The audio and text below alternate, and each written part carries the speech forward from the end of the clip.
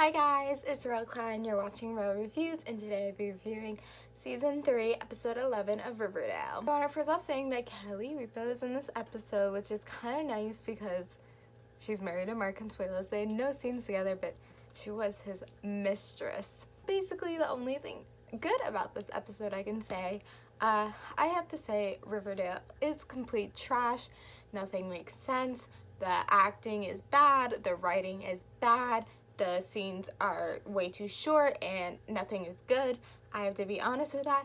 But I think the reason that is because they're high schoolers. And I started realizing these storylines might actually be okay if they're in their 20s or 30s, but they're not. The high schoolers. But if we look at it at a frame point of them being older, then they make more sense. But no, they're high schoolers and they're investigating murders and there's murderers everywhere and everyone's a murderer. So I think the show would be better if they were in their 20s, 30s. Riverdale did just get announced that they're having a spin-off series with none of the same characters, these new characters, who are set in New York City in their 20s. Now I gotta think that's kind of like Gossip Girl, but if it is gonna have the Riverdale style, it makes more sense that they would be in their 20s. Because the show would make more sense if they're in their 20s, but they're not. They're high schoolers, which is why it's trash. Everything that Jughead, I know that Jughead's like the narrator, but what he was saying was just so dumb and everything. There was more sophisticated language this episode. I feel like everything with Veronica and like her dad's business, you need to like know from like sort of educational point what she was talking about when her mom was like with money and stuff. You gotta, and it's I don't know how to explain it. Oh, the whole point about seizures, that was kind of educational about the whole point that it could only affect girls, and it reminds me of the show that Kristen Stewart did. I forgot the name of the show. I started watching it. It's where she's a lawyer and like there's this town that she grew up in and the girls are all having seizures and they thought it was like vaccines, but it was actually something that was on their field. So it's from an educational standpoint, you have to realize what that is. So all of a sudden Hermione in this episode totally changes into this villain kind of in a way. Minetta's alive. There's just too many cast. There's just so much, and they're probably spending so much money, and they need to take the cast and they have to give them real storylines. Like, I was about to say this episode, like, I'm really mad all Josie does is sing, and the first thing we saw her do was sing. We did see her have a little bit of a storyline where she was, like, helping Archie this episode, which I actually liked, and I want to see more Josie. I want to see more of a storyline. I'm hoping that we do see her help him, and I really hope they don't make it a relationship thing. I really hope it's just a platonic friendship thing. But I want to give Josie a storyline. Kevin is supposed to be a main character. Where is he? Cheryl had one scene, which I'm starting to realize I don't really like Cheryl anymore because what she says is annoying and weird how she says it. And I think that's how Madeline was told to be said. I'm hoping that's not how Madeline just would act any character, because it's kind of similar to her character in that like F the Prom movie. But how she talks is so annoying. Tony like said 2 lines. Yeah, we see more of the parents than them. Kind of way.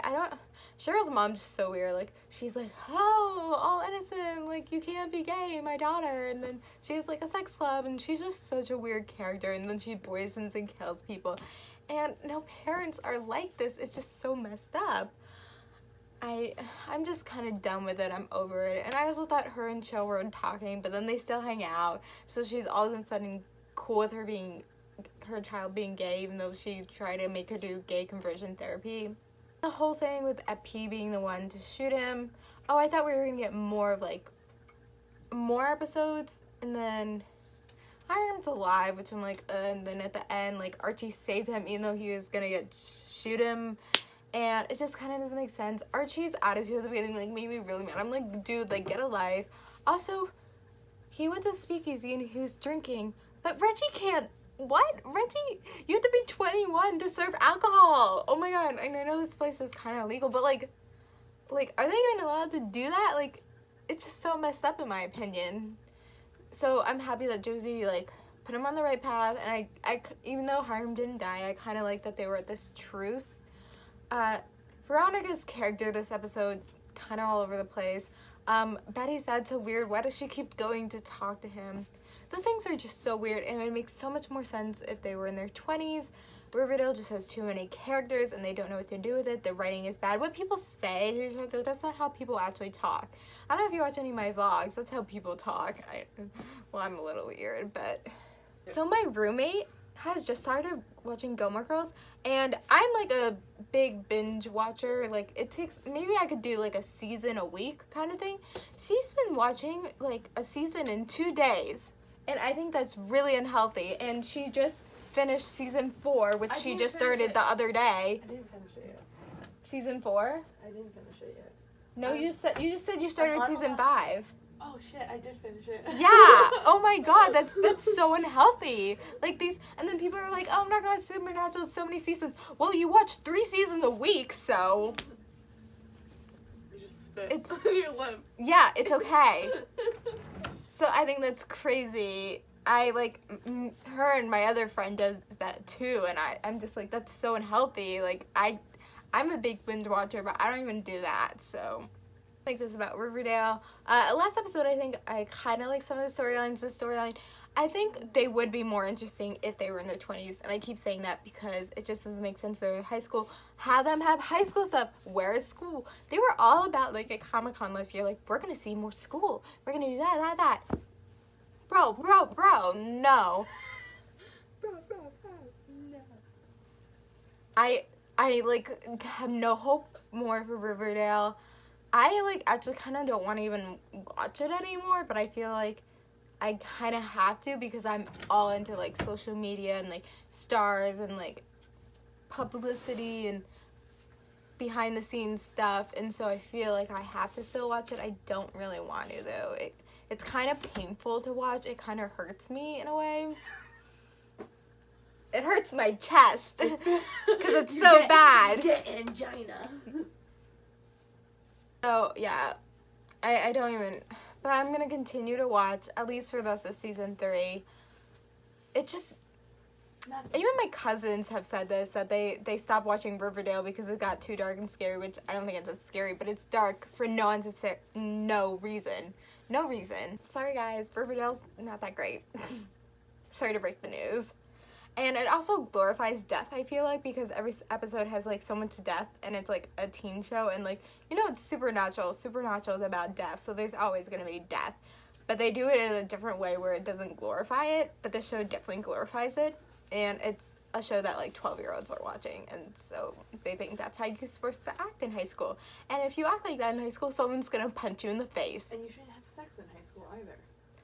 Well, people do have sex in high school, but, like, yeah, but it's not like, need to see that. Yeah, I don't know, it's just, like, even people in high school who have sex, it's not like that. It's different. It's like, different. No one joins their, like, boyfriend in the shower. Oh, yeah, no one joins their boyfriend in the shower in high school, unless, like, it's, like... No one, like, makes a disguise especially, like... to go visit their boyfriend in jail. Yeah, especially, like, if your boyfriend's dad just got shot, you don't comfort him in the shower. Yeah, like, what the...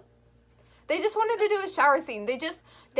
What Riverdale's writers want to do, they're like, I want to do this. I want to have a scene of Veronica walking like she's going to, like, take on the world, like this episode.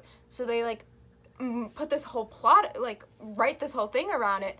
But it's not realistic and doesn't make sense. So they just wanted a shower scene, so they did it, but they shouldn't have a shower scene, or at least in the second season, the first episode of the second season. Okay. Gangs are not a thing anymore.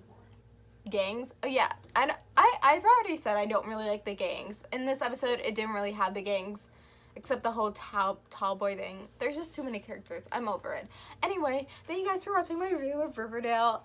Sorry, I say mean stuff about Riverdale, but it's just the truth. Thank you guys for watching. Like, comment, subscribe. Love you guys. This is my review for season 3, episode 11 of Riverdale, and bye.